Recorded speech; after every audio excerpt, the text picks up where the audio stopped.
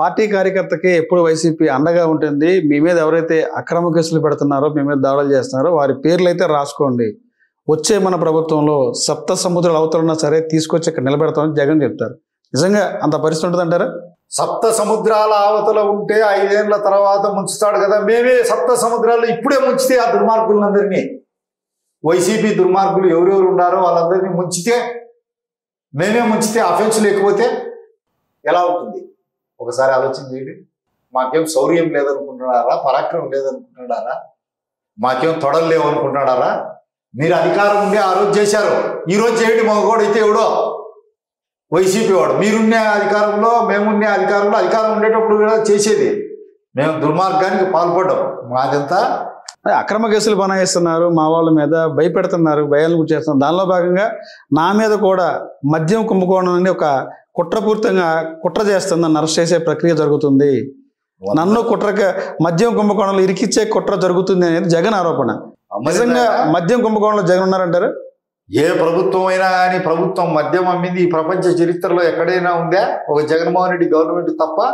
అంత నాణ్యత లేనిది విషం అమ్మినాడు. ఒక్కొక్కటి 300, 400 కల్తీ మద్యం తాగి గుండెలు పగిలి నిద్రలోనే చచ్చిపోయి, కాళ్ళు చేతులు కొట్టుకొని, కళ్ళు పోయి, కిడ్నీలు దెబ్బతిని చచ్చిపోయినారు కొన్ని వందలు వేల మంది. సిగ్గులేదు? మత్తులో జరుగుతుందండి. జగన్మోహన్ రెడ్డి ప్రభుత్వం చేసిన నిర్వాహకం వల్ల ఈ రోజు యువత, ఆంధ్రప్రదేశ్ యువత మత్తులో జరుగుతుంది. ఏ స్కూల్లో చేర్చాలని, ఏ కాలేజీలో చేర్చాలని, ఏ అమ్మాయిని ఎవరికి ఇవ్వాలని, ఎవడు డ్రగ్ తాగుతున్నాడో, ఎవడు మద్యం సేవిస్తున్నాడో, ఎవడు మత్తు మందు తింటున్నాడో, ఎవడు గంజాయి సేవిస్తున్నాడో అని చంద్రబాబు నాయుడు గారి హయాంలో తులసి వనంలా ఉన్నది. తులసి చెట్టు అన్ని పోయి గంజాయి మొక్కలు అయిపోయినాయి.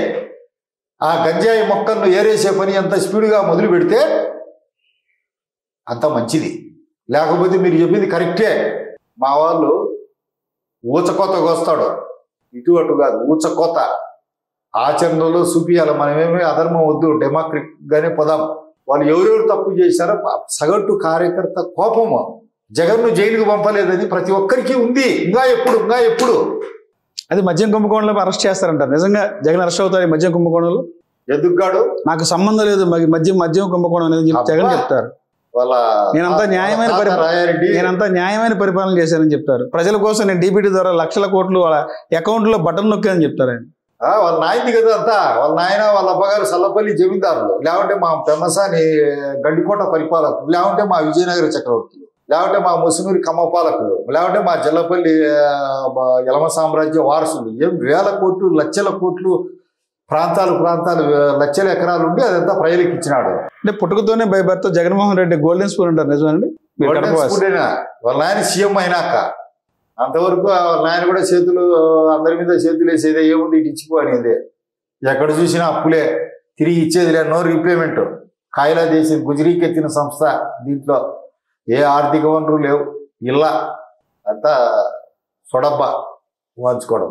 నిజం మీరు చెప్పింది జరుగుతుంది. పార్టీ అలర్ట్గా లేకపోతే ప్రజల్లో చెడ్డ పేరు తెచ్చుకోకుండా ఉండాలా, ప్రజలకు చెప్పిన హామీలు నెరవేర్చుకోవాలా, కార్యకర్తలను నిరంతరం సంరక్షించుకోవాలా, వారి యోగ్యతలను బట్టి, వారి పని విధానాన్ని బట్టి, వారి బాధలు ఏమేం బాధలు పడినారు పట్టి వాళ్ళకందరికీ సముచితమైనటువంటి స్థానం ఇవ్వాలా. ఏనుగును పెట్టాల్సిన ప్లేస్లో ఎలకను పెట్టేది, ఎలకలు పెట్టాల్సినటువంటి ప్లేస్లో ఏనుగును తీసుకొచ్చి పెట్టేది కరెక్ట్ కాదు. అది ఉండదు ఆ ప్రమాదం. కాబట్టి వాళ్ళ తప్పులు చేసిన వాళ్ళని ఇప్పుడే శిక్షించాలి. మా జెండాలు ఈ గవర్నమెంట్లో చింపేస్తాడారంటే ఇంకా మాకు దిక్కే ఉంది చెప్పండి. అంటే వైసీపీని రెచ్చగొట్టేందుకే ఈ రోజున కడపలో మహానాడు జరిగే ప్రాంతంలో చివరి బైపాస్లో చూస్తే వైఎస్ఆర్ విగ్రహం చుట్టూ తోరణాలు కట్టి రెచ్చగొట్టేందుకే చేశారనేది కూడా వైసీపీ చెప్పుద్ది. ఆ తోరణాలు అనేది యాదృచ్ఛంగా జరిగిందా, కావాలని కట్టారంటారు? రాజశేఖర రెడ్డి స్టాచ్యూ కట్టలే, ఆ వలయం సైడు కట్టింది వాస్తవం. ఏ మోటుకు పోయినా విగ్రహాలే, ఏ మోటు కన్నా పోండి రాజశేఖర రెడ్డి విగ్రహాలే. మేము జగన్ తలకాయకు కొడుతూ మా తెలుగుదేశం జెండా. అతను వాళ్ళ నాయన మీద గౌరవం ఉన్నట్టు వైసీపీకి ఏం సంబంధం? రాజశేఖర రెడ్డి కాంగ్రెస్ సీఎం, సోనియా గాంధీ దయ వల్ల వాళ్ళ నాయన చచ్చిపోయినాడని చెప్పుకొని ఏడిసి పిసిసి ప్రెసిడెంట్ చెప్పుకొని పాదయాత్ర చెప్పుకొని సీఎం అయినాడు. వాళ్ళ నాయన పేరు అడ్డం పెట్టుకొని సంపాదించినాడు. రాజశేఖర రెడ్డి భార్య కదా విజయమ్మ, మరి ఏం గౌరవం ఇచ్చినాడు? రాజశేఖర రెడ్డి రక్తం పంచుకొనే కదా షర్మిల పుట్టింది. రాజశేఖర రెడ్డి కూతురే కాదన్నాడు కదా. వాళ్ళ నాయన తాగిన ఎంగిలి సన్నులో నుంచే కదా పాలు తాగింది వివేకానంద రెడ్డి అని.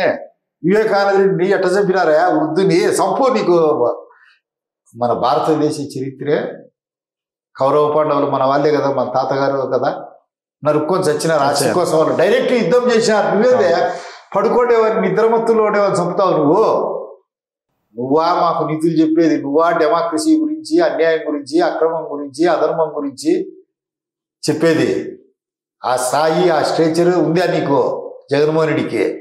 అదే నేను చెప్పేది. ఇల్లి గుడ్డిదైతే ఎలక తోకతో కొడతాదట. మనం శాంతి మాటలు చెప్పుకుంటా ఇవన్నీ మాటలకే పరిమితం చేసే వాళ్ళ గవర్నమెంట్ వచ్చే మా కార్యకర్తలను రాకుతారేసి నీకు వచ్చినట్టు గొచ్చారు. నీళ్లు కూడా పోయకుండా గొంతులు గొచ్చారు, కాళ్ళు ఇరుచారు, కటింగ్లు ఆఫ్ కటింగ్లు ఉంటాయి. జగన్మోహన్ రెడ్డి పరిపాలన అంటేనే అది వస్తుంది అంటేనే గుండె జారిపోతుంది సగటునికి, ఒళ్ళు గగురు పొడుస్తుంది.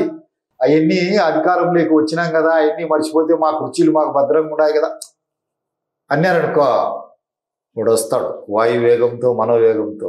మనం ఆ అవకాశం ఇవ్వకూడదు. ఆంధ్ర రాష్ట్రాన్ని కాపాడాల్సినటువంటి బాధ్యత ఉంది కాబట్టి అమరావతి ఇప్పటికే అమరజీవి అయింది, శాశ్వతంగా అయిపోతుంది.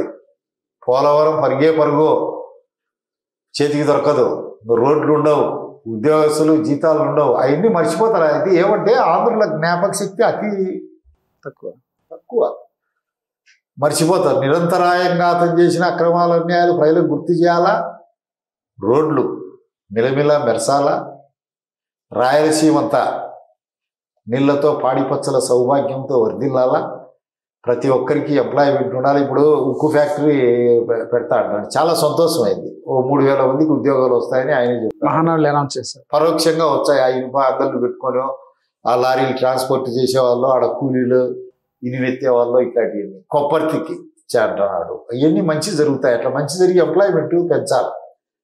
ఎంప్లాయ్మెంట్ పెంచి ఏ అవకాశం ఇవ్వకూడదు. అది ఒక్క చంద్రబాబు నాయుడు గారిదే కాదు బాధ్యత, ప్రతి కార్యకర్తది బాధ్యతగా వ్యవహరించాలి. గర్వితనంగా ప్రజల్లోకి పోయి మాట్లాడము, నా గవర్నమెంట్ అనడము, నా ప్రభుత్వంలో నేను ఏమైనా చేర్చారడము, అవన్నీ మానుకోవాలి. అధికారం రానప్పుడు తొడ కొట్టి నిలబడాలి, తల పైన తల వంచకూడదు. అధికారం వచ్చినప్పుడు ప్రతి తెలుగుదేశం పార్టీ కార్యకర్త నాయకుడు పై నుంచి కిందికి వినమ్రంగా తల వచ్చి వాళ్ళకి అడిగినా అడగకపోయినా ఎక్కడ సమస్య ఉన్నా వాలాల అక్కడ వాళ్ళు ఆ సమస్యను పరిష్కరించేదానికి శక్తి వంచన లేకుండా ప్రయత్నం చేయాలి. చేస్తే రాలేడు, ఏమారితే వేస్తాడు, దెబ్బ పడుతుంది.